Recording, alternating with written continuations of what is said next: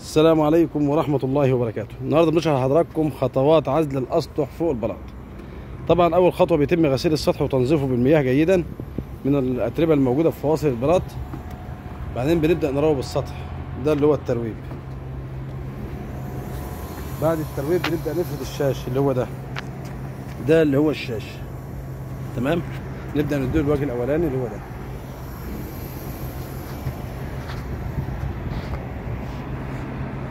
طبعا لازم إضافة مادة البند بدون إضافة أي مياه.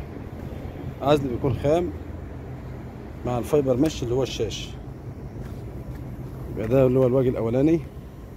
طبعا هننتظر حتى ينشف شوية ونبدأ نديله الوجه التاني. يبقى ده اللي هو الغسيل والترويب فقط للفواصل.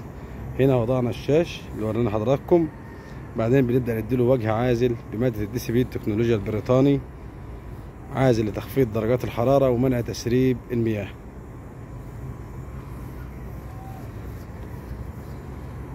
كده يكون شرح حضراتكم خطوات عزل الأسطح فوق البلاط في وقت بسيط وسريع وباختصار شديد. طبعا نقدر نمشي عليه الآن، هاكل دلوقتي نقدر نمشي عليه طبيعي، مفيش أي مشكلة خالص.